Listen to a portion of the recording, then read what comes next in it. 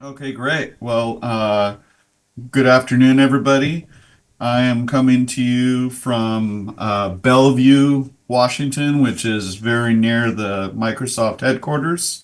I work from home on Fridays, so I'm actually coming to you from my home.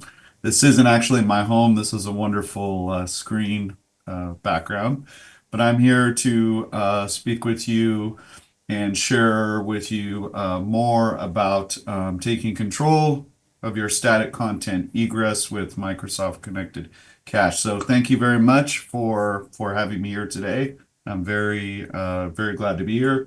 And I think that it was mentioned before, but since I'm presenting in English, I actually have one of my partners here, Sebastian Roldan, which many of you probably know. And so, if there are any questions near the end, or if there's anything that requires clarity, my friend and partner will give us a hand. So let me go ahead and start here with the presentation. So this is me. That is my X/Twitter handle and LinkedIn. Feel free to follow me there. I'm a principal product manager lead at Microsoft, and I own the Microsoft Connected Cache product all up. I'm talking to you today about Microsoft Connected Cache for internet service providers, for operators. But I also own the Microsoft Connected Cache for Enterprise as well. And this is a version that can simply be deployed to the enterprises. That's my family there. And so just some really quick Microsoft trivia. I know this is a little odd because we're not all in the same room and I actually can't even see you all. But some trivia then. Who were the co-founders of Microsoft? These should be softball, easy questions. Shout it out in the room so I could hear. Steve Okay, Malmer. maybe I can't Steve hear. Malmer. Bill Gates, Steve Ballmer, exactly, right? What is Microsoft's AI companion called? You can't look at the news these days and read about Microsoft without hearing about this. Companion. Copilot, right? Copilot. Copilot. We hear Copilot all day long here. Copilot, Copilot, Copilot. What is the most current version of Windows? 11. Windows 11. There we go. Correct. What year was Microsoft founded? This is a very special year for the Microsoft Corporation. What year? 1984. 75, 75. 1975. Microsoft is a 50-year-old company, which we are still innovating, still building new products, and it's a wonderful company to be part of. Last question. What was the first piece of hardware that Microsoft created and what year? A mouse in 1983. I heard it answered a question 1984 or something else, but yeah, mouse in 1983. So yeah, I'm not here to talk to you about Microsoft trivia in that. I'm gonna tell you about first Microsoft's content delivery. So I am part of Microsoft's content delivery team, and we own cloud services. We own CDN relationships, with our primary goal being to securely and efficiently and reliably deliver content to our Windows customers. And we have over 2 billion active Windows 10 and 11 devices out there. Um, Part of this product and service that we use to deliver this content is built on our delivery optimization platform. And one of the operations that this platform supports is delivering content to peers, peer-to-peer content. And so our service, which is an extremely large service, we handle over 1 trillion operations per month as part of this service. And so then at a really high level, what is Microsoft Connected Cache? I know that it's not a new thing, right? Caching is not a new thing, right? We've had Netflix has caches around forever. Amazon has caches. Google has caches. Apple has caches. And many of you probably are hosting those caches within your network. Those are all hardware, right? In the case of like Apple Content Cache, for example, you can purchase the hardware and then host it, or they give it to you, however, but Microsoft's Connected Cache offering is a software-based offering, and it's free. We do not provide hardware to operators, and that's really the main difference, or one of the main differences in our service.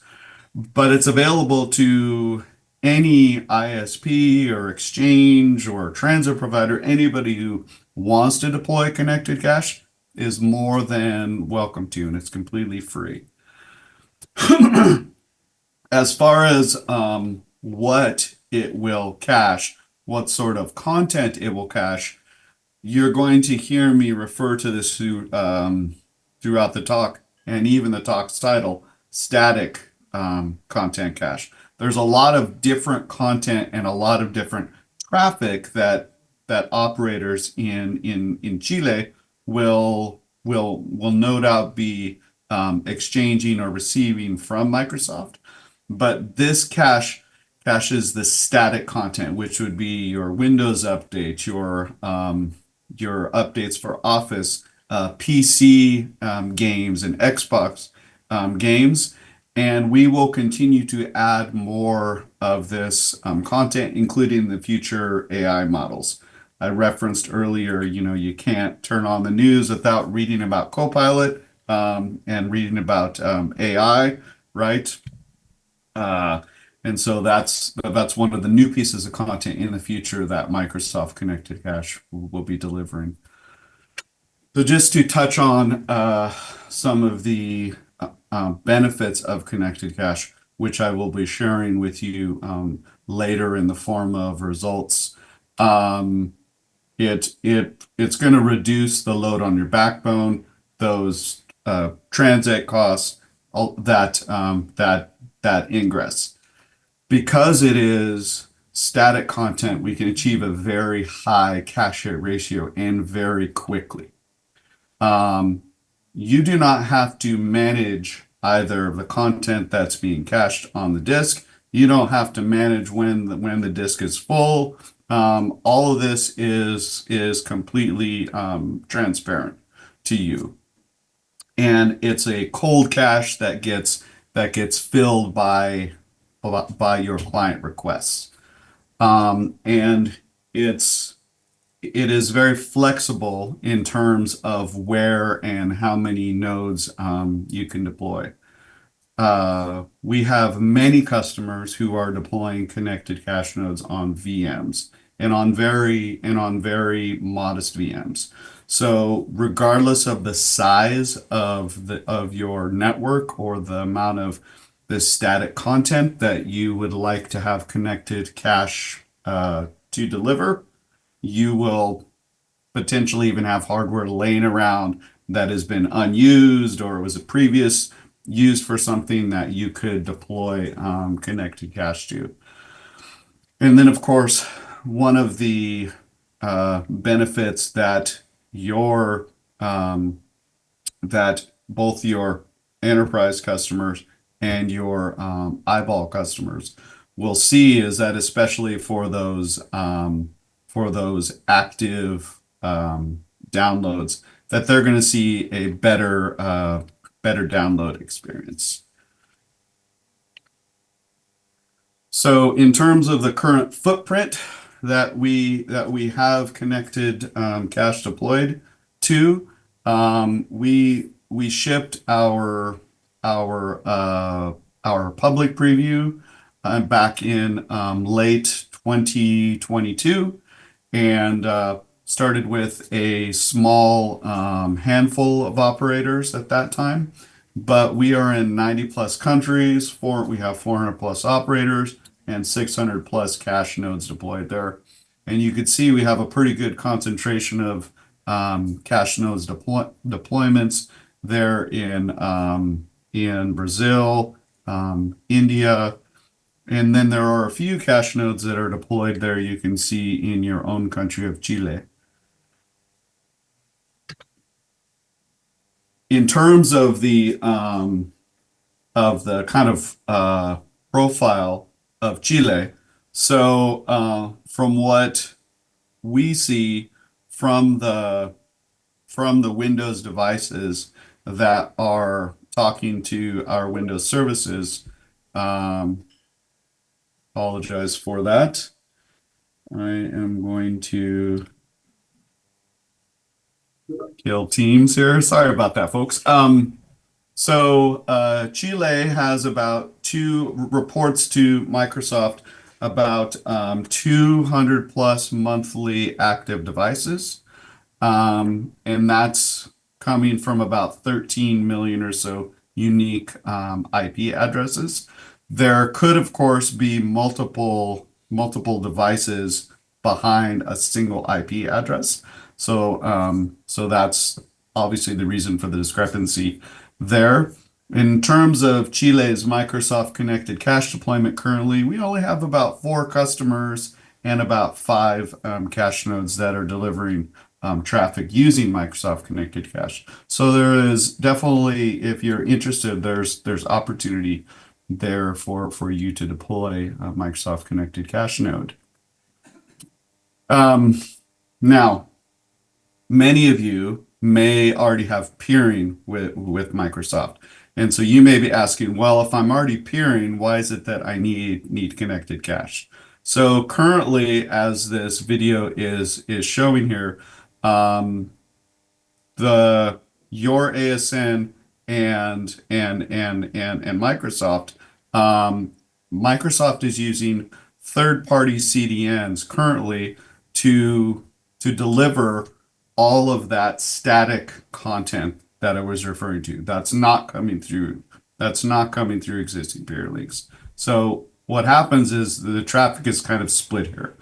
You've got the static content traffic that comes through third-party CDNs, and then you have this other dynamic content that's going to come through that existing peering link that you have. So then when you deploy a connected cache node within your network, you then kind of get that full benefit of all that content, either coming from the existing peering links that you have with Microsoft, and you get that traffic ingress reduction from these Microsoft connected cache nodes that you can then deploy within your network. So there's a little video that explains that difference between peering and caching with connected cache. It is a very common question that we receive. So, and how does it work?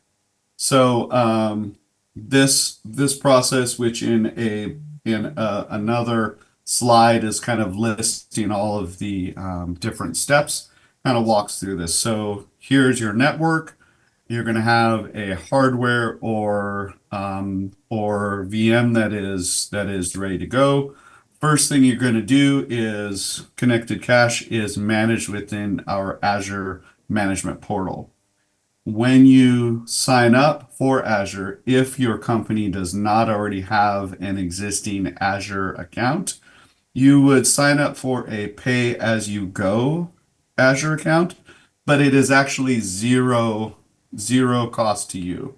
It's only there for verification if your company were to decide to purchase paid Azure services. But once again, connected cache is completely free, no charge to you at all. So the first step there is for you to go ahead and create the Microsoft Connected Cache in the Azure portal. And I'm just gonna, since I'm screen sharing here, I'm just gonna flip over here to this demo that I have here.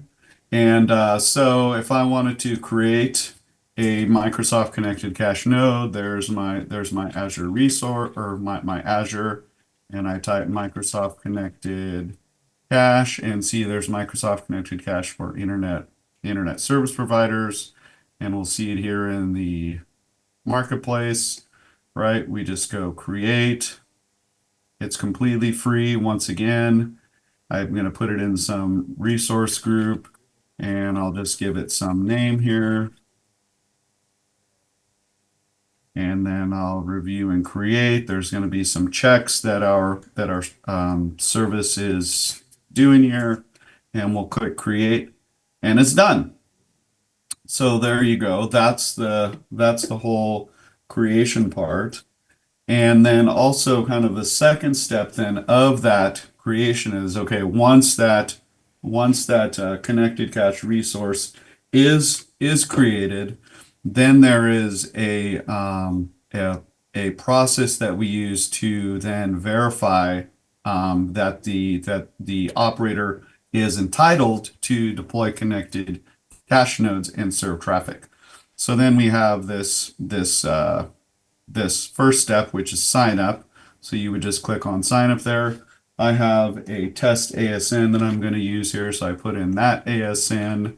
I put in my transit provider status. This is, for full transparency, this is actually a feature that is currently not used. So I would just, regardless of whether you provide transit or not, it's not really going to matter at this point. And so then once you click submit and you then close this, what we do is we use your network's peering DB entry. So if you have an existing peering DB account, we're going to send a verification code to your NOC email, and so that then will be used to put in the verification code so that you can begin creating and managing nodes. Okay, and so then I'll move on to the next step here.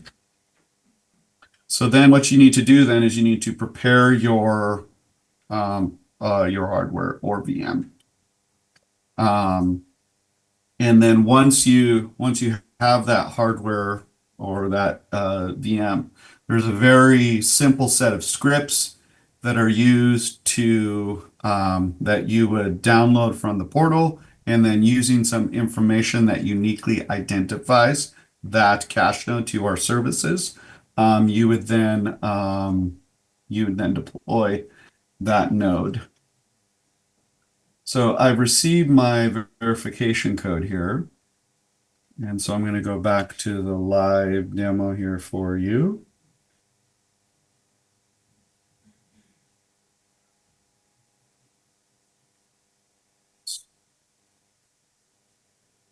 And I'm going to verify, and I put in that verification code that I received, and I click verify. I think it's because of the space. So there we go. And now I can go into cache node management here, and I can go and start creating cache nodes. So CLNOG, I'll just name it that. It really is this name is just unique to this cache node, and the and the paradigm, if you will, is one connected cache resource to many connected cache nodes. So if you wanted to deploy one node in Santiago, one node in the north, one node in the south, if you wanted to do that, you would use this one connected cache resource to then create those nodes. And I got an I got an error there, but I'm not going to worry about that at this moment. Just probably clicked refresh too soon there. So then what you'll do is you will, from the portal, download that, install it, like I said, and then from the portal, I will show you an actual working portal here. Um, this one, this one. So then what you would do then in the portal is you would then configure the IP address. This is either a public facing IP address or it could be a private IP address if you're running some sort of private fabric. You put the max allowable egress there. And then as far as storage, you just put the path to the folder. And then if you wanted to use BGP as your source, this connected cache software that gets deployed to the node has an instance of Bird BGP that's running. And so here you would put in the ASN of your network. You're initiating an iBGP session with the cache server. So you put your ASN, you put the IP address of that router or route server that you want to act as the BGP feed for that. So that's here. And then once you then have fully installed the caching software and then configured the BGP routing on here, what then happens is that that BGP feed that is coming into the connected caching software gets populated into our Microsoft services. And then every device, before it downloads content that is supported by the cache, that static content that I was mentioning earlier, it phones home to the Microsoft Connected Cache services, and Connected Cache services takes that public IP address that the device is phoning to services with, and if it matches the prefix set of this network, then it sends it the IP address of that Microsoft Connected Cache server. So then the device is going to make that request rather from CDN. It's going to make it to the connected cache server. The connected cache server is going to fill from the CDN. Once again, there is no preceding of the cache. You do not need to manage any of that. And so, if for some reason the connected cache server is, it's unavailable, right? Like if it's under maintenance, or if the network, or for any reason, if it fails, devices will fall back automatically to CDN seamlessly. Our delivery optimization client here manages all that. So you do not need to worry about your customers not receiving Microsoft content if your connected cache server is down for some reason. Therefore, you do not need to worry about having backup servers or any things like that. Okay, these are all the steps here that I have just outlined in that previous slide. So I'm not going to spend much time there. I've already showed you some pieces of the management portal. So I'm going to skip that, but I will of course share this slide deck so that if you want to review this content later, you can. And so then you may be asking, how does connected cache operate with internet exchanges, right? Scenario one is if it's a public internet hosted cache node. So there's a public IP address for the MCC node, and then what then happens is that the the IBGP session with the exchange route server could be made there, or those individual members could also you could initiate with each of those members. But core of it here is that all these clients that live in these different members of the exchange will just make those requests directly to the connected cache node at that public IP address.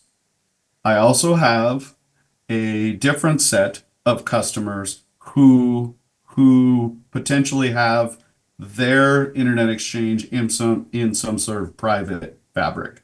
In that case, you can host that connected cache server in some private IP space or another IP space.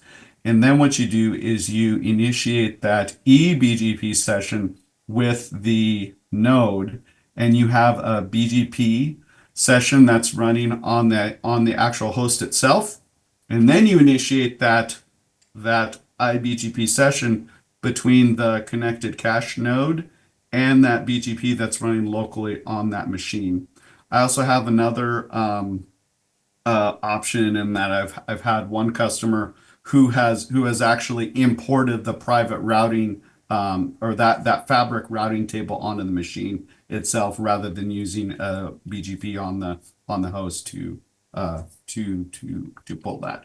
But if you had this sort of exchange environment or fabric that you needed to support, if you had questions when you're onboarding, just let us know. Does connected cache operate in CGN networks?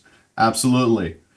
As I said, once again, you can put any IP address that you want to for the connected cache node, and then whatever IP space all of those clients are in, as long as they have visibility into to reach the connected cache node, everything works just fine. Quick slide here with the cache node requirements. You can go all the way from a very modest sort of what I've called edge pop. You could do a metro pop, or you could have maybe a larger scale network that you'd like to support. This is some. I have two samples here. One of them here.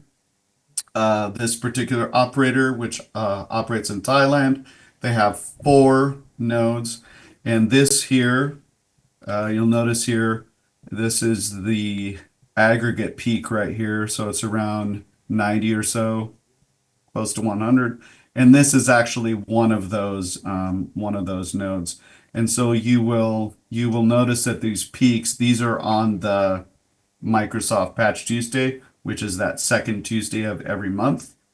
And so the thing that I want to highlight here is that Microsoft Connected Cache Server load balances across multiple servers. So if you had 4 servers in this case, and you had the same set of prefixes allocated to all 4 servers, our service will automatically load balance between all 4. So that's one example. And here is a second example, and this it happens to be an internet exchange operator that is operating in your near neighbor, Argentina. And this is the spec of their machines. 32 cores, 64 gigs, 3.2 terabyte hard drive, 40 gig NIC, and about 5 million IPv4 addresses. They have a total of 2 servers, and I've listed both of these servers here. And once again, this chart demonstrates the fact that Microsoft is load balancing between the two.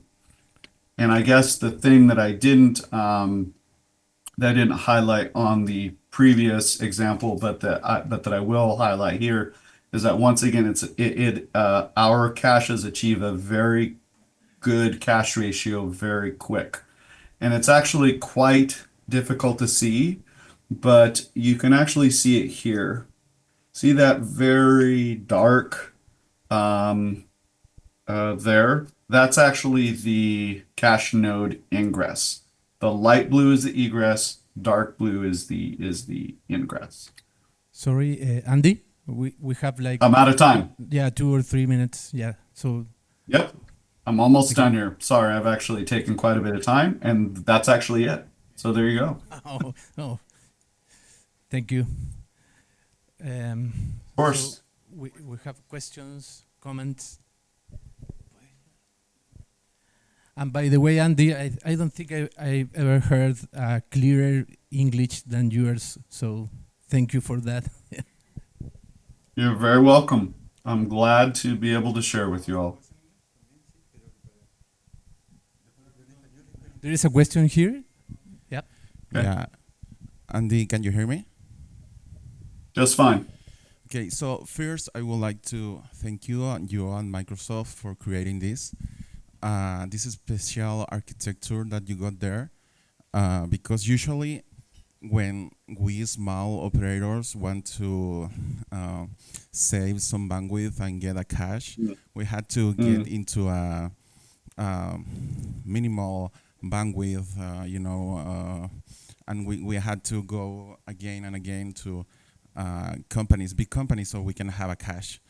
And on this case, you provide the scripts, provide everything, and we can host it on a small VM and call it a day. So thank you for that. That was a very good engineering decision, so kudos for that. And Very welcome. my question is, you mentioned in some of your slides about Xbox content caching, but I think one of them mentioned that it's going to be soon. So is it caching right now, or do you have, and if it's not, is going to be any ATR for that? Good question. What was your name again? Carlos. Carlos. So thank you for your comments, and thank you for the question, Carlos. So that's actually a really good question about the Xbox, and we're going to use this diagram to kind of highlight the answer. So every Windows client has this delivery optimization client, which is used for in this download process. Xbox does not. That's the bottom line. And so we have been working to find some different ways that we can still route traffic to the or I should say get the Xbox client to be routed to download that game traffic from the cache. Resource priorities, things like that. It just is something that we would like to do, but that we actually haven't been able to do. So I hope that answered your question. I know that it's not a satisfactory answer for customers, but that's the answer I have today. Yeah, you are working on it. That's it. So yeah. It will definitely. It's just a matter of resource and time. We're actually a very small team. Of the team that runs this whole project, the delivery optimization services, we have like 6 devs. That's it. So yeah, it's a small team. Thank you. Very welcome, Carlos. Thank you for the question. ¿Alguna otra pregunta? ¿Están tímidos hoy día? Pueden hacer la consulta en español y Hugo se las va a traducir. Sebastián también está ahí. Yeah. No more questions. Yeah. Thank you a lot, Andy. An applause. Okay. Great. Thank you very much. Appreciate it. Thank you.